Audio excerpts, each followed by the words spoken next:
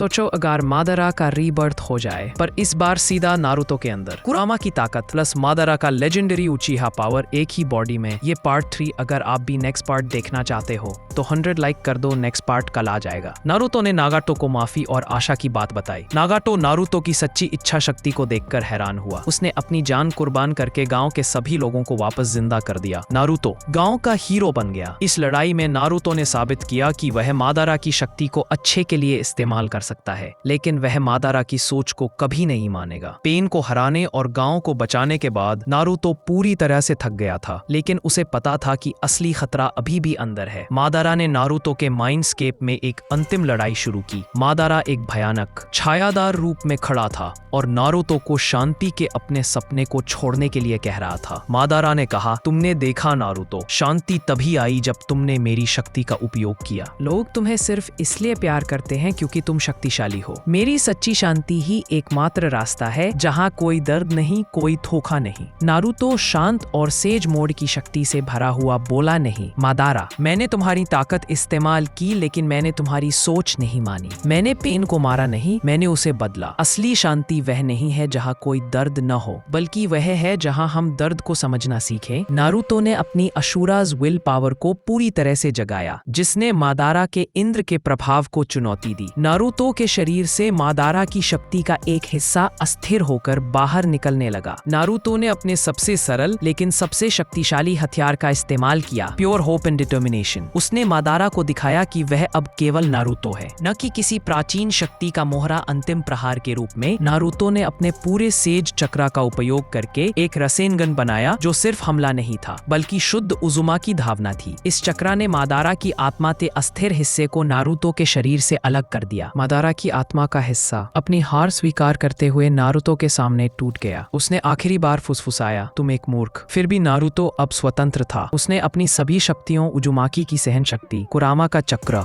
और मादारा का ज्ञान को अपने नियंत्रण में ले लिया। वह अब गांव का हीरो था जो अंदर और बाहर दोनों लड़ाइयां जीत चुका था और एक ऐसा होकागे बनने के लिए तैयार था। आशा और समझदारी के रास्ते पर चलेगा, न कि डर और नियंत्रण के। मादारा की आत्मा के निकलने के बाद नारुतो ने राहत की सांस ली और मान लिया कि वह पूरी तरह से आजाद है। वह एक शांत, आत्मविश्वासी निंजा के रूप में उभरा, जिसने मादारा के ज्ञान को अपने नियंत्रण में रखा। उसने होकागे बनने की दिशा में कदम बढ़ाया। गांव उसे आशा की मूर्ति के रूप में देखता था, लेकिन मादारा ने एक अंतिम चाल चली थी। जब मादारा की आत्मा नारुतो के शरीर से बाहर निकली तो उसने जानबूझकर अपनी लिमिटलेस एम्बिशन और विल पावर का एक बहुत छोटा लेकिन शक्तिशाली हिस्सा नारुतो के चक्र सिस्टम में छोड़ दिया। यह हिस्सा इतना छोटा था कि इसे कुरामा, यह बीज नारुतो की शक्ति को कम नहीं करता बल्कि उसके फैसलों को प्रभावित करना शुरू कर देता है। नारुतो अब पहले से कहीं ज्यादा अधिकारवादी, निर्णायक और जोखिम लेने वाला बन गया। जब नारुतो होकागे बनता है तो वह शांति के लिए काम करता है, लेकिन उसके तरीके अप्रत्याशित रूप से कठोर होते हैं। वह किसी भी संभावित दुश्मन राष्ट्र को रोकने के लिए त्वरित और भारी सैन्य कार्रवाई की वकालत करता है, न कि केवल शांतिपूर्ण बातचीत की। वह गांव की सुरक्षा के लिए गुप्त और अधिक को सही ठहराता है, यह तर्क देते हुए कि मादारा का ज्ञान सुरक्षा के लिए जरूरी है। सासुके, जो वापस गांव आ चुका था और अब शैडो का काम करता था, पहला व्यक्ति था जिसने नारुतो के अंदर के इस ठोस, अमानवीय दृढ़ संकल्प को महसूस किया। सासुके को डर था कि नारुतो ने मादारा की शक्ति तो छोड़ दी, लेकिन मादारा की सोच का एसेंस अभी भी उसके दिल में जड़े जमा रहा है। जब नारुतो 7वां होकागे बना तो सासुके उचिहा, जिसने अब गांव की शैडो के रूप में गुप्त रूप से काम करना शुरू कर दिया था, ने नारुतो के फैसलों में एक भयानक बदलाव महसूस किया। शुरुआत में सासुके को लगा कि नारुतो बस ज्यादा गंभीर और जिम्मेदार हो गया है, लेकिन जैसे जैसे समय बीतता गया उसने नारुतो की हर कार्रवाई में मादारा की कठोर तर्क शक्ति की गूंज सुनी। नारुतो ने गुप्त रूप से गांव के चारों ओर चक्रा सेंसर और निगरानी जुत्सु को बहुत बढ़ा दिया, यह दावा करते हुए कि शांति बनाए रखने के लिए हमें खतरों को उनसे पहले ही जानना होगा। जब एक छोटे से गांव शिगाकी ने कोनोहा के खिलाफ एक गठबंधन बनाने की कोशिश की तो पुराने नारुतो ने बातचीत का रास्ता चुना होता, लेकिन होकागे नारुतो ने मादारा से प्रभावित होकर तुरंत उस गांव की अर्थव्यवस्था को अस्थिर करने के लिए एक अदृश्य निवारक कार्यवाही को मंजूरी दे दी, ताकि वे कभी भी खतरा न बन सके। सासुके ने अपनी यात्रा और रिनेगन की शक्ति का उपयोग करके नारुतो के अंदर के मादारा के बीज को खोजने की कोशिश की, लेकिन वह बीज इतना छोटा और नारुतो के चक्रा के साथ साथ इस तरह घुल मिल गया था कि उसे छूना असंभव था। सासुके ने होकागे के ऑफिस के छत पर नारुतो का सामना किया। सासुके, तुम्हारे फैसले बदल रहे हैं नारुतो। तुम शांति की बात करते हो, लेकिन तुम अपनी शक्ति का इस्तेमाल लोगों को डराने के लिए कर रहे हो। यह मादारा की शांति है, तुम्हारी नहीं। नारुतो शांत और गंभीर। तुम गलत हो सासुके, मैं होकागे हूँ। मेरी जिम्मेदारी पूरे गांव की है। मादारा का ज्ञान एक शक्तिशाली हथियार था जिसे मैंने आत्मसात कर लिया है। अब मैं पहले से ज्यादा तेज और असरदार हूँ। सासुके ने तब महसूस किया कि वह नारुतो को तर्क से नहीं रोक सकता। नारुतो अब अपनी विचारधारा पर पूरी तरह से दृढ़ था। सासुके को पता था कि अगर मादारा का बीज बड़ा हुआ तो नारुतो एक परोपकारी तानाशाह बन जाएगा। सासुके ने एक खतरनाक योजना बनाई। वह नारुतो से दूर हो गया। उसने फैसला किया कि वह अब नारुतो को बाहर से नहीं बल्कि अंदर से चुनौती देगा। दोस्तों, अगर वीडियो पसंद आई हो तो एक लाइक और सब्सक्राइब जरूर कर देना। आपका छोटा सा सपोर्ट मेरे लिए बहुत मायने रखता है। आप लोग ही हो जो इस सीरीज को आगे बढ़ाते हो। मिलते हैं नेक्स्ट पार्ट।